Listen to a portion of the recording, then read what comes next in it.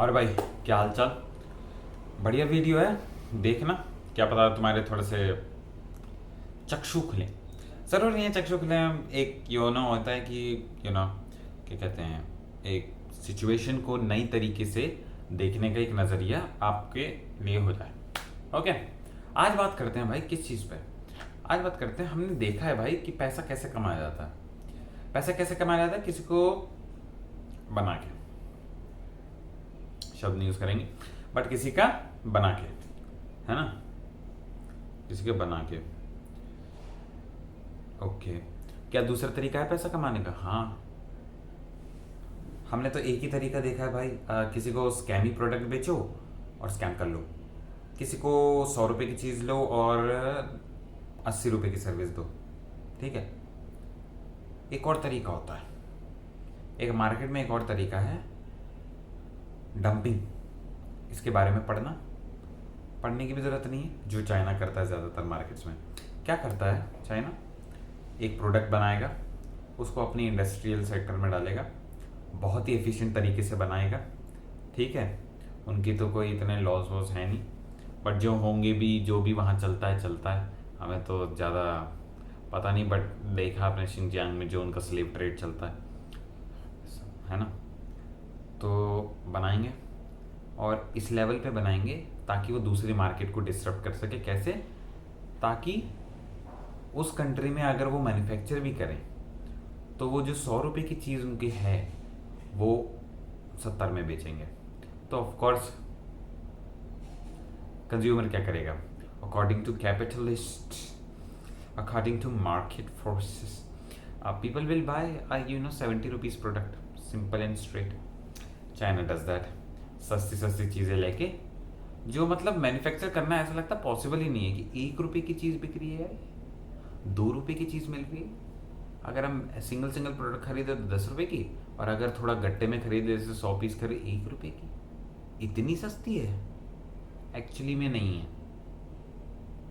Even India का भी कुछ ऐसा मार्केट नहीं है, लेकिन इंडिया का सिस्टम नहीं है, तो आप एक और आर्गुमेंट देख सकते हैं, वो भी एक दूसरा है कि भाई इंडिया में हम ये कर सकते हैं, बट हमारा इतना पॉलिसी नहीं है, हमारे यहाँ इतना लॉ एंड ऑर्डर नहीं है, इतने बिजनेस फ्रेंडली लॉज नहीं है, हमारे यहाँ इतना कोई इको सिस्टम नहीं है। बहुत बड़ी बात है, बात सही है तुम्हारी, but this is also a way of earning. Jio does that, Jio did that actually. तो वो आप हर चीज़ में ही इस्तेमाल करते हैं, कभी फ़ोन में इस्तेमाल कर देते हैं, कभी उसमें, कभी तुक्का बिड़ता तो बिड़ जाता। ठीक है, जियो में यही हुआ। तो इसको हम ये भी कहते हैं कि जेंटलमैन्स वे ऑफ अर्निंग। तो अभिषेक जुआल, आप मुझे ये बताओ कि तेरे को भाई इससे क्या दिक्कत है? ये तो बहुत पुराना मॉडल है, इसके बारे में सुना होगा, अगर नाम नहीं सुना तो कोई बात नहीं, इसमें क्या है। नहीं, ये जो शब्दावली थी, gentleman's way of earning, it was very touching for me. Like I was like, oh, like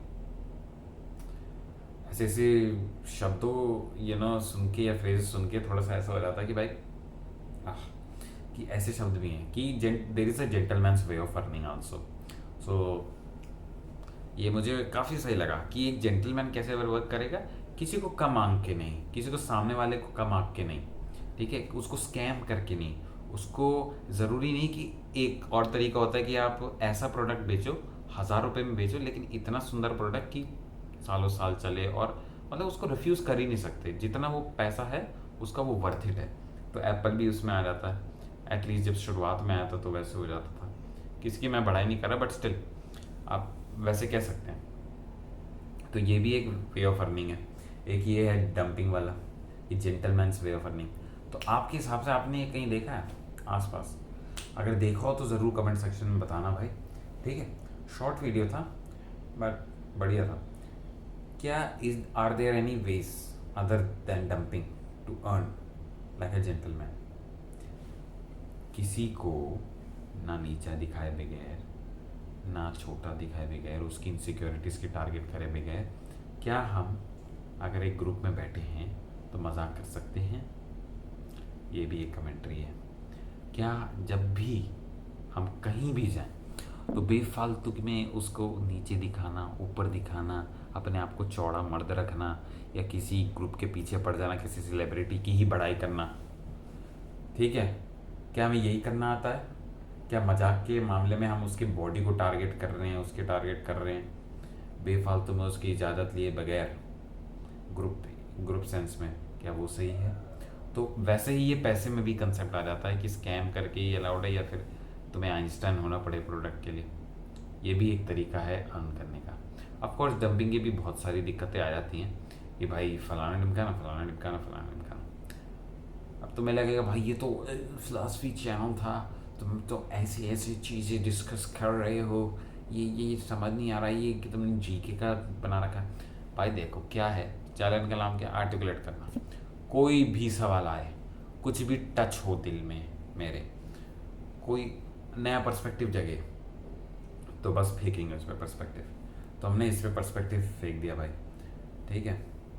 ये तो हो गया gentleman's way of earning. Is there a gentleman's way of humour also? Is there a gentleman's way of treating a women also? Is there a gentleman's way of being a person to yourself also?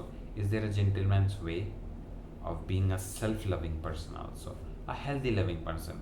ज़्यादा narcissist tendency में नहीं, but healthy loving, अपने से प्यार भी कर रहे हैं, जो हुआ हुआ, ज़्यादा दिक्कत नहीं। तो इस शब्दावली को बहुत जगह यूज़ किया जा सकता है, इसको मैं यूज़ करके आगे काफ़ी वीडियो भी बनाऊंगा। सो बढ़िया। Is there a gentleman's way of earning? या ओके। कैसा लगा? थोड़ी सी जीके हो गई, थोड़ा सा पर्सपेक्टिव हो गया, और थोड़ा सा सुख चैन हो गया। और क्या चाहिए लाइफ में भाई, हैं?